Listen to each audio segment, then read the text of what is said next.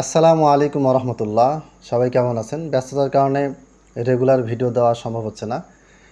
তো আজকে যে বিষয়টি নিয়ে কথা বলবো সেটা হচ্ছে মাওলানা মওদুদী রহিমাহুল্লাহ লিখিত খেলাফত ও রাজতন্ত্রের পার্থক্য 171 পৃষ্ঠা। খেলাফত ও রাজতন্ত্র বইয়ের 171 পৃষ্ঠার খেলাফত ও রাজতন্ত্রের পার্থক্য বিষয়ক আলোচনায় মাওলানা মওদুদী রহিমাহুল্লাহ তিনি এখানে সাহাবীদের বিরুদ্ধে অনেক মিথ্যা ভুয়া ভিত্তিহীন বক্তব্য নিয়ে এসেছেন। কিছু আছে বিভিন্ন জালজেফ রেওয়ায়তে আছে উনি তুলে নিয়ে এসেছেন, আর কিছু আছে তিনি নিজ থেকে বানিয়ে লিখে দিয়েছেন যেটা মূল কিতাব এভাবে নাই। যেমন এক নম্বর হচ্ছে যে মুয়াবিয়া রাদিয়াল্লাহু তাআলা আনহু-এর শাসনামলে তার আরও একটি নিকৃষ্টতম বেদাত চালু হয়। তিনি নিজে এবং তার নির্দেশে তার গভর্নরগণ মিম্বারে দাঁড়িয়ে খুতবায় হজরত আলী রাদিয়াল্লাহু তাআলা আনহু এর উপর প্রকাশ্যে গালমন্দ শুরু করেন। ঠিক আছে, এমনকি মসজিদে নববীতে রাসূলের মিম্বারে দাঁড়িয়ে একেবারে নবীজির রওজার সামনে হুজুর সাল্লাল্লাহু আলাইহি ওয়াসাল্লামের প্রিয়তম সাথী ও আত্মীয়কে গালি দেওয়া হতো, আর হজরত আলী রাদিয়াল্লাহু তাআলা আনহু এর সন্তান ও তার নিকটতম আত্মীয়গণ নিজেদের কানে এসব শুনতেন। আচ্ছা, রেফারেন্স হচ্ছে তারিখে তাবারি, ইবনুল আসির, আল বিদায়া নিহায়া, এই রেফারেন্সগুলি দেওয়া আছে। প্রথম কথা হচ্ছে যে মাওলানা মওদুদী রহিমাহুল্লাহকে এই কিতাবগুলি খুলে দেখে তারপরে কি এটা লিখেছেন, নাকি কোনো শিয়াদের বই থেকে এই রেফারেন্সগুলি পেয়েছেন? মানে কোনো শিয়া হয়তো তার বইতে তাবারি, ইবনুল আসির, আল বিদা নিহা রেফারেন্স দিয়েছেন, আর মওদুদী সাহেব সেটা দেখে কপি করে দিয়েছেন এটা, নাকি তিনি নিজেই কিতাবগুলি খুলে খুলে সনদ মতন দেখেছেন? আমি 100% নিশ্চিত যে উনি এই মূল কিতাবগুলি খুলে দেখেননি। আচ্ছা, এবার প্রথমে আসি, তারিখে তাবারিতে এইভাবে আসলে কথাগুলি নেই, এক নম্বর। দুই নম্বর, তারিখে তাবারিতে যেই সনদের মাধ্যমে এগুলি উল্লেখ আছে তার একটাও সহি নয়।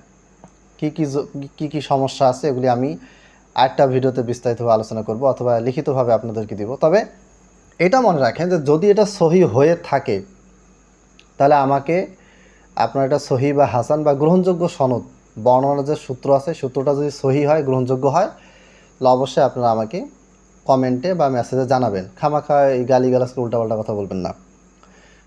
3 নম্বর পয়েন্ট, যে আলী রাদিয়াল্লাহু তাআলার সন্তান এবং তার নিকটতম আত্মীয়গণ নিজেদের কানে এসব শুনতেন, তো তারা প্রতিবাদ কেন করেন নাই? দেখেন, মানে মানুষ যখন মিথ্যা কথা বলে তখন এইভাবে মিথ্যাচারের ভিতরে এমন কিছু পয়েন্ট লুকিয়ে থাকে যেটা প্রমাণ করে ওটা মিথ্যা। মুয়াবিয়া রাদিয়াল্লাহু তাআলা আনহু আলী রাদিয়াল্লাহু তাআলা আনহুকে গালিগালাজ করতেন, নাউজুবিল্লাহ। রাসূলের মেম্বারে দাঁড়িয়ে রাসূল সাল্লাল্লাহু আলাইহি ওয়াসাল্লামের প্রিয়তম সাথী ও আত্মীয়কে গালি দিতেন, নাউজুবিল্লাহ। এখন মুয়াবিয়া এবং তার গভর্নরকে গালি দিত। এই কাজটা তারা যখন করতেন তখন অসংখ্য সাহাবী জীবিত ছিলেন, এমনকি আলী রাদিয়াল্লাহু তাআলা আনহুর দুই পুত্র হাসান রাদিয়াল্লাহু তাআলা আনহু এবং হুসেন জীবিত ছিলেন। তো ধরে নিলাম যে হাসান আগে মারা গেছেন, কথার কথা, তো হুসেন জীবিত ছিলেন। এবার আকিল বিন আবি তালেব ছিলেন, হোসেন তাআলা আনহুর ভাই ছিল মুহাম্মদ বিন হানাফিয়া ছিলেন। আহলে বায়তের এবং আহলে বায়তের যারা পরবর্তী সদস্যগণ, ছেলে মেয়ে নাতি নাতনি, তারা অনেকেই জীবিত ছিলেন। এবং আবদুল্লাহ বিন ওমর ছিলেন, যার উপরে কথা বলার মতো কোনো ব্যক্তি তখন ছিল না। আর সাহাবী, অন্যান্য বড় বড় সাহাবী ছিলেন। এই সমস্ত সাহাবীরা তারা কেউ প্রতিবাদ করলেন না। যদি প্রতিবাদ করতেন তাহলে তো অবশ্যই এখানে মওদুদী সাহেব উল্লেখ করতেন। তারা কেউ প্রতিবাদ করে নাই, তার মানে তারা সবাই মুয়াবিয়ার কর্মকাণ্ডে সুখী ছিল। যেখানে আলী রাদিয়াল্লাহু তাআলা আনহু বায়াত করার জন্য আবদুল্লাহ বিন ওমরকে বললেন, আবদুল্লাহ বিন ওমর বললেন আল্লাহর কসম আমি কখনই আপনার হাতে বায়াত করব না। পরে তিনি বায়াত না করে মদিনা থেকে বের হয়ে মক্কায় চলে গেলেন।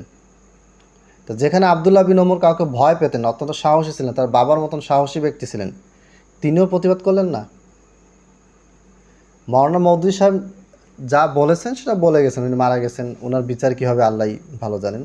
কিন্তু যিনি ব্যক্তি বইটা অনুবাদ করেছেন এবং জামাত ইসলামের যারা বড় বড় সদস্য আছেন, আলেম আছেন, তারা কি এগুলোকে ভুল মনে করেন না?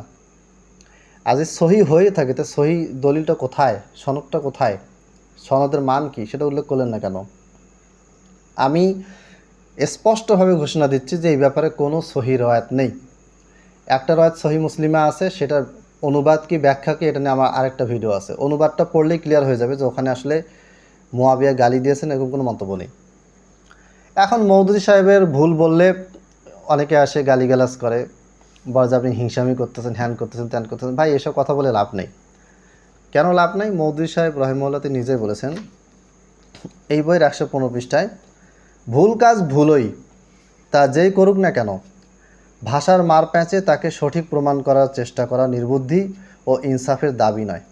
তো মৌদুদি সাহেব এখানে ভিত্তিহীন কথাবার্তা অথবা জালজয়ী রয়তবে ভিত্তি করে যে বর্ণনাগুলি তুলে দিয়েছেন, এগুলি তার ভুল কাজ হয়েছে। এটাকে আপনি যাই বলেন না কেন, যেটা মন চায় সেটাই বলেন না কেন, এটা ভুলই। এবং এটাকে ভুল না বলে সঠিক বলে চালিয়ে দেওয়া, এটা হচ্ছে ইনসাফ এর দাবি নয়, এটা বেইনসাফি কাজ। তো ইনশাল্লাহ আজ পর্যন্তই, আমি পরবর্তীতে আরও বিষয় নিয়ে আসবো। আবার এই যারা বলেন যে গণতন্ত্র নবী সাল্লাল্লাহু যুগে ছিল, কাজে এখন গণতন্ত্রের মাধ্যমে ইসলাম প্রতিষ্ঠা হবে, তাদের ব্যাপারেও মৌদুদি সাহেবের একটা বক্তব্য আছে, যে বক্তব্যটা তাদের এই চিন্তার বিপরীতে যায়। এটা নিয়ে ইনশাল্লাহ আরেকদিন কথাবার্তা বলবো। আজ এ পর্যন্তই।